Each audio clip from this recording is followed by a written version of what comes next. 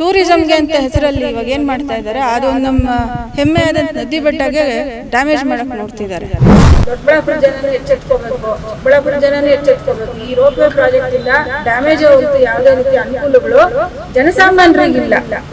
ರೋಪ್ವೇ project ಸಿಗ್ತಾನೆ ಇಲ್ಲ. ಅದಕ್ಕಿರೋ accessibility ಚೆನ್ನಾಗೇ ಇದೆ. ಸ್ವಲ್ಪ ಶಿಸ್ತು ಕ್ರಮ ತಗೊಂಡು ಒಂದು ರೆಗ್ಯುಲರೈಸ್ ಮಾಡ್ಬೇಕಷ್ಟೇ ಸರ್ಕಾರ ಬೇರೆ ಐತೆ. ಇವರು ತಪ್ಪೇನಾಗಿದೆ ತಿದ್ದುಕೊಂಡು ಒಳ್ಳೇದ್ ಮಾಡೋಣ ಅಂದಿರ ಅದೇ ದಾರಿಲೇ ನಡೀತಾ ಇದಾರೆ ಎಲ್ಲಾ ಕಡೆ. ಅವ್ರು ಮಾಡಿದ್ರು ನಾವ್ಯಾಕೆ ಮಾಡ್ಬಾರ್ದು? ಅವ್ರು ಏನೇನೋ ಮಾಡ್ತಾರೆ, ತಪ್ಪು ಮಾಡಿ ನೀವು ಮಾಡ್ಬೇಕು ಅಂತಿದ್ಯಾ? ಸ್ವಲ್ಪ ಪರಿಜ್ಞಾನ ಬೇಡ. ಇದು ಚಿಕ್ಕಬಳ್ಳಾಪುರ ಡಿಸ್ಟ್ರಿಕ್ಟಲ್ಲಿ ಈ ನಡುವೆಯಲ್ಲಿ ರೋಪ್ವೇ ಆ್ಯಕ್ಟ್ದು ಇಂಪ್ಲಿಮೆಂಟೇಷನ್ನು ತುಂಬ ವೇಗವಾಗಿ ನಡೀತಾ ಇದೆ. ಇದ್ರ ಬಗ್ಗೆ ತುಂಬ ಜನರದ್ದು ತಕರಾರು ಇದ್ದರೂ ಕೂಡ ಯಾವುದೇ ರೀತಿಯ ಒಂದು ಕಾನೂನು ಪ್ರಕಾರ ನಡೀದೇ ಇದ್ದರೂ ಕೂಡ ರಾಜಾರೋಷವಾಗಿ ಒಂದು ಪ್ರೈವೇಟ್ ಕಂಪ್ನಿಗೆ ಒಂದು ಅಥಾರಿಟಿ ಕೊಟ್ಟು ಜಿಲ್ಲಾಡಳಿತ ಮತ್ತು ಸರ್ಕಾರ ಸಪೋರ್ಟ್ ಮಾಡಿ ಮಾಡಿಸ್ತಾ ಇದೆ. ಇದಕ್ಕೆ ವಿರುದ್ಧವಾಗಿ PIL ಕೂಡ ಹಾಕಿದ್ದಾರೆ. ಕೆಲವು ರೈತರು ಪ್ರೈವೇಟಾಗಿ ರಿಟ್ ಪಿಟಿಷನ್ಗಳು ಹಾಕ್ಕೊಂಡಿದ್ದಾರೆ, ಅಕ್ವಿಷನ್ ಪ್ರೋಸೆಸ್ಸೇ ಸರಿ ಇಲ್ಲ ಅಂಥೇಳಿ. ತಿರ್ಗಿ PILಲ್ಲಿ ನಾವು ಮೇಜರ್ ಕ್ವಶನ್ ಏನಂತಂದರೆ, ನಂದಿ ಪ್ರಾಂತ ಏನಿದೆ ಅದು ಪುರಾತನದ್ದು 1500 ಅದು ಬೆಟ್ಟ ಫಾರ್ಮ್ ಆಗಿರೋದು ತುಂಬ ಹಳೆಯದೆ. ಅದರಲ್ಲಿರೋ ಒಂದು ಐತಿಹಾಸಿಕ ಏನು ಮಹತ್ವ ಇದೆ, ಅದು ನಮ್ಮ ಪಬ್ಲಿಕ್ ಪ್ರಾಪರ್ಟಿ, ನಮ್ಮ ಚಿಕ್ಕಬಳ್ಳಾಪುರಕ್ಕೆ ಕಿರೀಟದ ಸಮಾನ ನಂದಿ ಬೆಟ್ಟ. ಟೂರಿಸಂಗೆ ಅಂತ ಹೆಸರಲ್ಲಿ ಇವಾಗ ಏನು ಮಾಡ್ತಾ ಇದ್ದಾರೆ, ಅದು ನಮ್ಮ ಹೆಮ್ಮೆಯಾದಂಥ ನದಿ ಬೆಟ್ಟಗೆ ಡ್ಯಾಮೇಜ್ ಮಾಡೋಕ್ಕೆ ನೋಡ್ತಿದ್ದಾರೆ. ರೀಸನ್ ಏನೇನಂತಂದರೆ, ಮೇಲ್ಗಡೆ ಉಗಮ ಸ್ಥಾನ ಇದೆ ಹಲವಾರು ನದಿಗಳದ್ದು, ಎಸ್ಪೆಷಲಿ ಅರ್ಕಾವತಿ ಎಲ್ಲ ನದಿಗಳದ್ದು 5 ನದಿಗಳದ್ದು ಉಗಮ ಸ್ಥಾನ. ಈ ರೋಪ್ವೇ ಆ್ಯಕ್ಟದು ಮೌಂಟಿಂಗ್ ಪಾಯಿಂಟು ಕರೆಕ್ಟಾಗಿ ನದಿ ಸ್ಥಾನದ ಹತ್ರನೇ ಇಟ್ಕೊಂಡಿದ್ದಾರೆ. ಅಲ್ಲಿ starting point, upper limit point ಅಂತ. ಆ ಪಾಯಿಂಟ್ ಹತ್ರ ಕರೆಕ್ಟಾಗಿ 2 ಎಕರೆ ಜಮೀನನ್ನ ಪ್ರವಾಸೋದ್ಯಮಕ್ಕೆ ಕಾಯ್ದಿರಿಸಿದ್ದಾರೆ. ಈ ಮೂಲಕ್ಕೆ ಹೋದಾಗ ಏನಾಗುತ್ತೆ, ಈ ಪ್ರತಿಯೊಂದು ಏನೇನಲ್ಲಿ ಜಮೀನಿದೆ ಎಲ್ಲನೂ ಅರಣ್ಯ ಇಲಾಖೆಗೆ ಸೇರಿದ್ದು. ಅವರು ಹಾರ್ಟಿಕಲ್ಚರ್ ಡಿಪಾರ್ಟ್ಮೆಂಟ್ಗೆ ಬರೀ ಫಲಪುಷ್ಪಗಳನ್ನ ಅಲ್ಲಿ ಎನ್ವಿರಾನ್ಮೆಂಟ್ನ ಪ್ರೊಟೆಕ್ಷನ್ ಮಾಡ್ಕೊಂಡು ಅಲ್ಲಿ ಹೂವು ಬೆಳೆಸಲಿಕ್ಕೆ ಅಂತೇಳಿ ಕೊಟ್ಟಿರೋದೇ ಹೊರತು ಈ ಥರ ಕಮರ್ಷಿಯಲೈಸ್ ಮಾಡಿ ಅಂತ ಕೊಟ್ಟಿಲ್ಲ. ಯಾವುದೇ ವಿಧಿವಿಧಾನಗಳಿಲ್ದಿರೆ ಹಾರ್ಟಿಕಲ್ಚರಿಂದ ಏಕಾಏಕಿ ಒಂದು ವಾರದಲ್ಲೇ ಟ್ರಾನ್ಸಾಕ್ಷನ್ ಆಗೋಗುತ್ತೆ ಇವ್ರಿಗೆ, ಪ್ರವಾಸೋದ್ಯಮಕ್ಕೆ 2 ಎಕರೆ ಕೊಟ್ಬಿಡ್ತಾರೆ. ಇದು ಇಮಿಡಿಯೇಟು ಫೋರ್ಟ್ ಪಕ್ಕನೇ ಇದೆ. ಫೋರ್ಟ್ ಬಂದು ಐತಿಹಾಸಿಕ ಜಾಗ, ಮಾನ್ಯುಮೆಂಟು.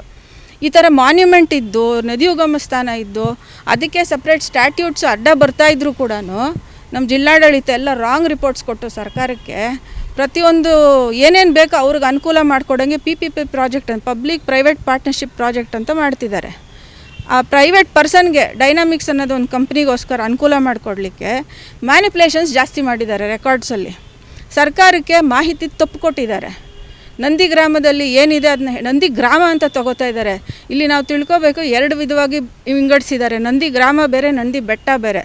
ಸುಮಾರು 4000 ಎಕರೆ ಅರಣ್ಯ ಇಲಾಖೆಯಲ್ಲಿ ಇರೋದು ಬೆಟ್ಟದ ಜಾಗ. ಕೆಳಗಿಂದೆಲ್ಲ ಗೋಮಾಳುಗಳಿದ್ದಾವೆ. ಇದು ಸೆನ್ಸಿಟಿವ್ ಝೋನ್, ಇದು ಎಕಲಾಜಿಕಲಿ ಇಂಪಾರ್ಟೆಂಟ್ ಝೋನು. ಎಷ್ಟೊಂದು ರೀತಿಯ ಪ್ರಾಣಿ ಪಕ್ಷಿಗಳಿಗೆ ಅದು ತಾಣ ಅದು.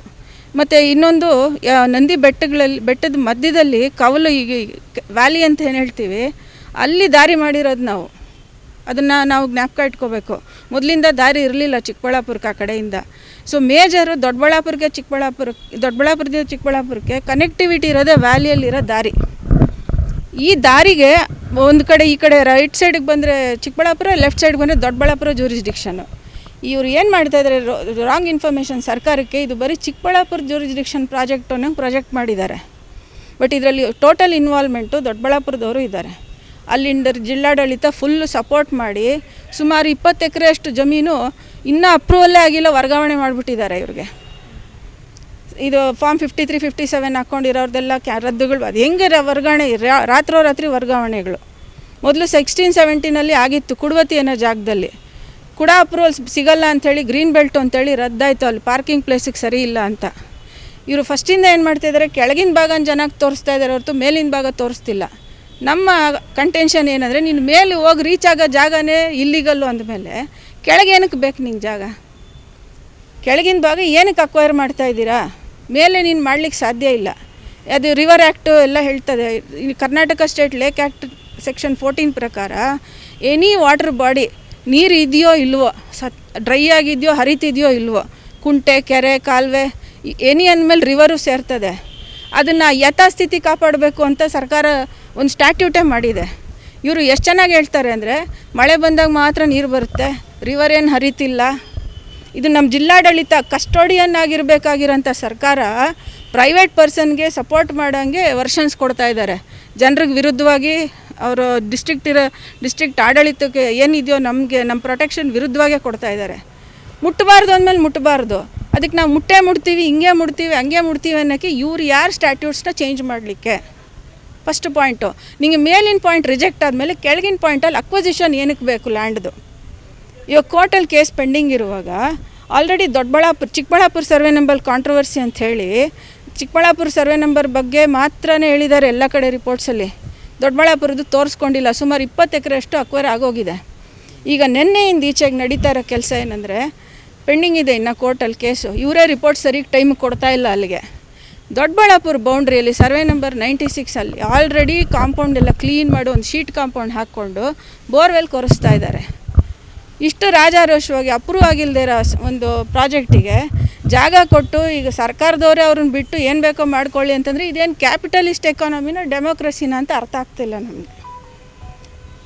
ಲೋಕಲ್ ಅವ್ರಿಗೆಲ್ಲ ಗೂಬೆ ಕೂರಿಸಿದ್ದಾರೆ, ಇದು ಗೌರ್ಮೆಂಟ್ ಅಪ್ರೂವ್ಡ್ ಪ್ರಾಜೆಕ್ಟು ಅಂತ. ಒಂದು ಕಡೆ ಎದುರಿಸ್ತಾರೆ ಜನನ, ಇದಕ್ಕೆ ಅಡ್ಡ ಬಂದರೆ ನಿಮಗೆ ಕ್ರಿಮಿನಲ್ ಆ್ಯಕ್ಷನ್ ತೊಗೋತೀವಿ ಅಂತ. ಇನ್ನೊಂದು ಕಡೆ ಪ್ರಭಾವಿಗಳು ಓದೋರಿಗೆ ನಮ್ಮ ಜನನೂ ಸ್ವಲ್ಪ ಈ ಕಡೆ ಆ ಕಡೆ ಇರ್ತಾರೆ. ಕೆಲವ್ರು ದುಡ್ಡು ಕೊಟ್ಟರೆ ಸುಮ್ಮನಾಗ್ತಾರೆ, ಕೆಲವರು ಕೂಗಾಡ್ಬಿಟ್ಟು ನನಗೆ ಯಾಕೆ ಬಿಡಪ್ಪ ಅಂತ ಬರೋರಿದ್ದಾರೆ. ಬಟ್ ಮುಂದಕ್ಕಾಗೋ ಪ್ರಾಬ್ಲಮ್ ಇದರಿಂದ ಅದು ಬೈಫರ್ಕೇಷನ್ ಆಫ್ ಲ್ಯಾಂಡ್ ಏನಿದೆ, ದೊಡ್ಡಬಳ್ಳಾಪುರ ಚಿಕ್ಕಬಳ್ಳಾಪುರ ಬೌಂಡ್ರಿ ಡಿಸ್ಪ್ಯೂಟ್ಸು ಜಾಸ್ತಿ ಆಗ್ತವೆ. ಮತ್ತು Nandi is not suitable for any drilling or posts. 80 ಅಡಿ 70 ಅಡಿ ನೀವು ಪೋಸ್ಟ್ಗಳು ತೊಗೋತೀವಿ ಅಂತ ಹೇಳ್ತೀರಾ. ಫಸ್ಟ್ ಹೇಳ್ತಾರೆ ಅಕ್ವೈರ್ ಮಾಡ್ತೀವಿ ಲ್ಯಾಂಡು ಅಂತ, ಈಗ ಹೇಳ್ತಾರೆ ಇದು ಬೆಸ್ಕಾಮ್ ಅವ್ರು ಮಾಡ್ತಾರಲ್ಲ ಆ ಥರ ಹೈ ಟೆನ್ಷನ್ ಮಾಡ್ಕೊಂಡು 80 ಅಡಿ ತೊಗೊಂಡು ಹೋಗ್ತೀವಿ ಅಂತ. ಏನು ಅವ್ರಿಗೇನು ಒಂದು ಮೇಲೆ ಫಿಕ್ಸೇ ಇಲ್ಲ. ಇನ್ನು ದಿನಕ್ಕೊಂದೊಂದು ಪ್ಲ್ಯಾನ್ ಚೇಂಜು ಈ ಥರ ಇರು. ಮತ್ತು ಬೆಟ್ಟನ ಒಂದೇ ಸಮ ನೀವು 36 ಪೋಸ್ಟ್ ಕೊರಿದ್ರೆ ಅದು ಬಿಡಲ್ಲ ಅಂತ ಏನು ಗ್ಯಾರಂಟಿ? ಅದು ಏನೋ ಡ್ಯಾಮೇಜ್ ಆದರೆ ಡಿಸಾಸ್ಟರ್ನ ಯಾರು ಫೇಸ್ ಮಾಡ್ತಾರೆ? ಈ ಸರ್ಕಾರಕ್ಕೆ ನಾನು ಕೋರ್ಕೊಳ್ಳೋದು ಇಷ್ಟೇ, ನಮ್ಮ ಇಂಟೆನ್ಷನ್ ಆಫ್ ಪಬ್ಲಿಕ್ ಲಿಟಿಗೇಷನ್ನು ಇಷ್ಟೇ. ಫಸ್ಟ್ ಆಫ್ ಆಲು ನಂದಿ ಹಿಲ್ಸ್ನ ಹೇಗಿದೆ ಅದ್ರ ಸೆರಿನಿಟಿ ಹಂಗೆ ಇರಲಿ. ಅದನ್ನು ಏನೂ ಮಾಡಬೇಡಿ ನೀವು, ಸದ್ಯ ಉಳಿಸ್ಕೊಂಡ್ರೆ ಸಾಕಾಗಿದೆ. ಪ್ರಕೃತಿ ವಿಕೋಪಕ್ಕೆ ಗುರಿ ಆದರೆ ಎಲ್ಲ ಹೊರ್ಟೋಗುತ್ತಲ್ಲಿ. ಈಗಾಗಲೇ ಲಾಸ್ಟ್ ಇಯರ್ ಲ್ಯಾಂಡ್ ಸ್ಲೈಡ್ಗೆ 21 ದಿವಸ ಕ್ಲಿಯರ್ ಮಾಡಿದೆ ಜಿಲ್ಲಾಡಳಿತ. ಅದನ್ನು 21 ಡೇಸು ಅದಕ್ಕೆ ಲಾಕ್ ಆಗಿತ್ತು ರೋಡು.